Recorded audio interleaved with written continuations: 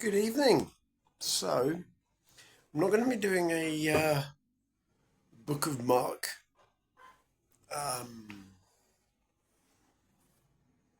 chapter in this little message. I wanted to talk to you about the new Superman movie. My wife and I just went and saw it. We were on a date.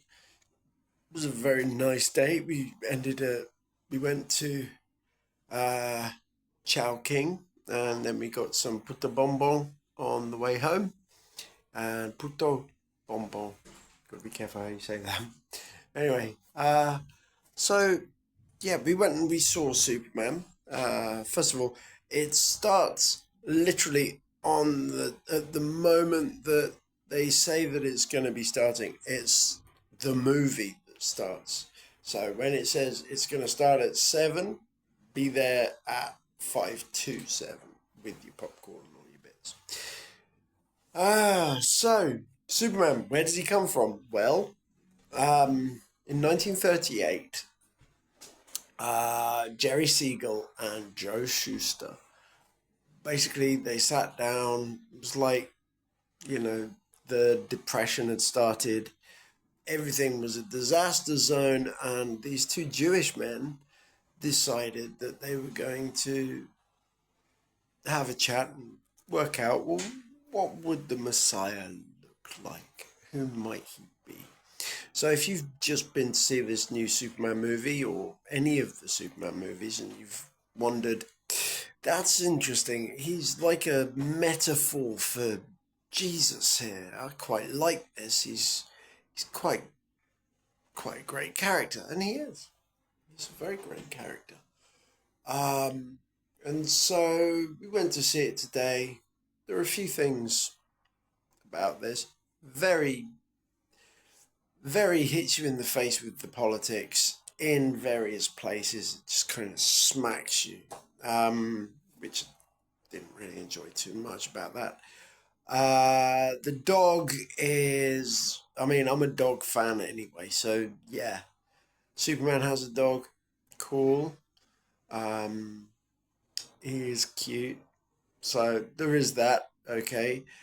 It got a little bit towards the ridiculous during the movie. Um, he Superman spent almost the entire movie knocked out or beaten up in some way, shape, or form. Basically, getting his backside shown to his face, which is not the Superman I expect to see. Uh, this was initially a Jewish exercise, um, where they would discuss where Jerry Siegel and Joe Schuster were discussing what would the Messiah look like, and then a few years later, when they got bought out, or rather when they sold their product, which is probably more like it, um, the three Christians who took it over were like, huh, that's just like Jesus. And they played into that. Um, because what they've done is they've put this Superman character in the place of Jesus. Um, I'm a little bit suspicious, actually, about what New Hollywood is doing with Superman. What this modern day Hollywood is actually up to. You see, eh,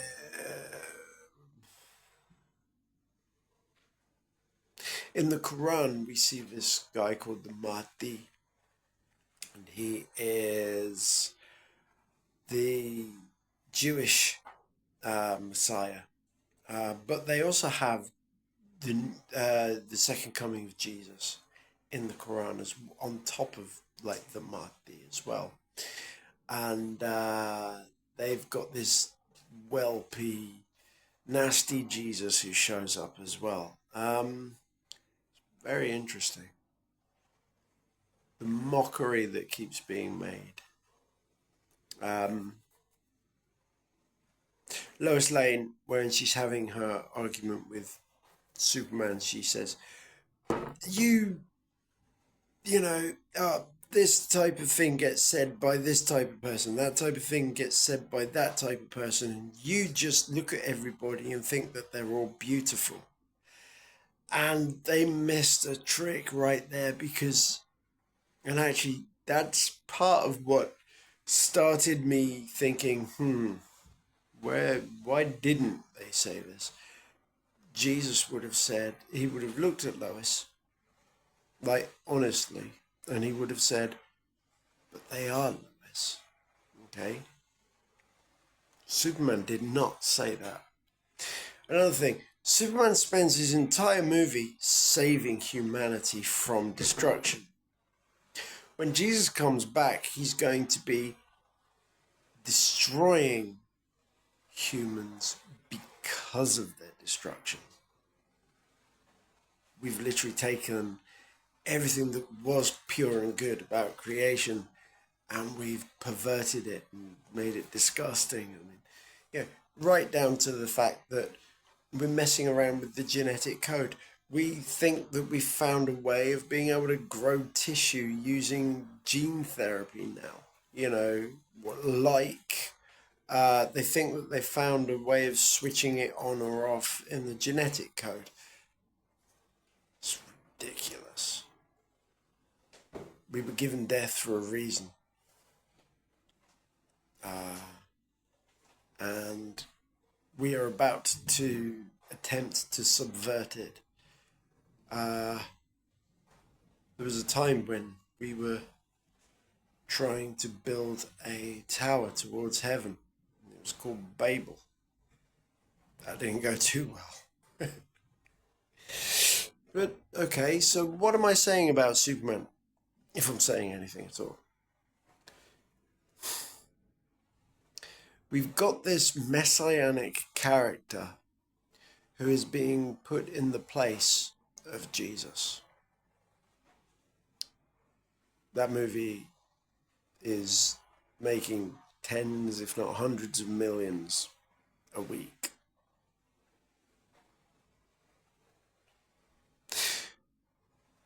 It's got people flocking to go and see it, including Christians like myself.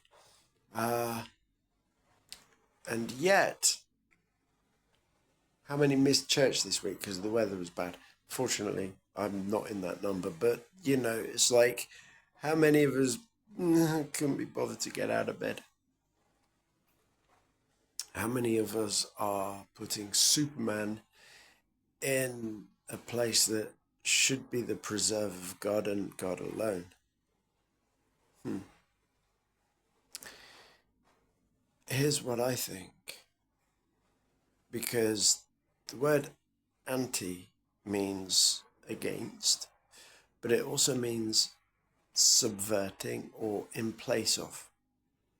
And I think Superman is the most loved superhero, not because he is all powerful and can, leap tall buildings in a single bound. No, it's not like that. It's because he reminds us of Jesus. And that's what we love about Superman. And as a result, we are putting this alien, this person who would come and rescue every man, woman, and child on planet Earth because he loves the world. Jesus told us to hate the world. Here's Superman telling us to love the world. And each other, which is right, but not the world. And so, rather than creating a metaphor for the Messiah, which was the original plan, what they've inevitably managed to achieve in DC comics is they have depicted the ideal way that the Antichrist is going to deceive even the elect if it were possible. And he's going to do it by being just like Superman. He's going to rescue. He's going to save. He's going to end war, not cause it. He's going to have peace treaties signed. He's going to save everybody and stop every war. There may even be a shortage of people dying. When Jesus comes back, he's coming back to destroy, in order that the new heavens and the new earth may take their place. This world is going to be destroyed, and we keep being shown these superheroes who are going to come and save it. My argument, my suggestion, and my thought is, are we actually watching and cheering for the Antichrist, who have been put in the place of the Messiah? Something just to drop in there and have a little thought. I'll leave it on the Book of Mark channels. If you like this kind of discussion, let me know. We can definitely dig deep in this one. But I just thought it was something that, because it's in the cinema now, just went to see it. It was still fresh. I just wanted to drop it in and just say, be careful with this superhero genre.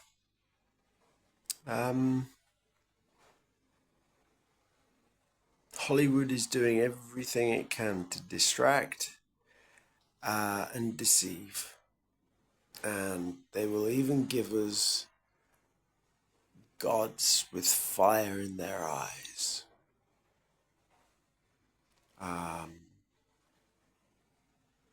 mean, there were a few really ridiculous bits in it. It was like, come on, like saving a squirrel from... I mean, that was kind of cute.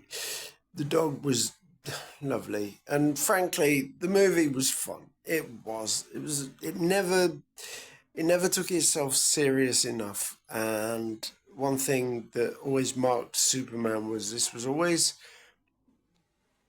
no matter how silly everything was, Superman was always a serious character. He was supposed to be played serious, and I don't know, plus also, Superman wasn't as powerful as he was supposed to be. Yeah, just a few little observations and things. I would give this movie, I enjoyed it. It was good. It was fun. You know, for date night, it's perfect. I would give it 3.5 out of 5. And I think that a good half of that is to do with the fact that it was date night. But yes, it was good. It was good. But there you go. Anyway, I just thought I'd drop that in, see what you think. Have a great evening, and be blessed, everybody. God bless.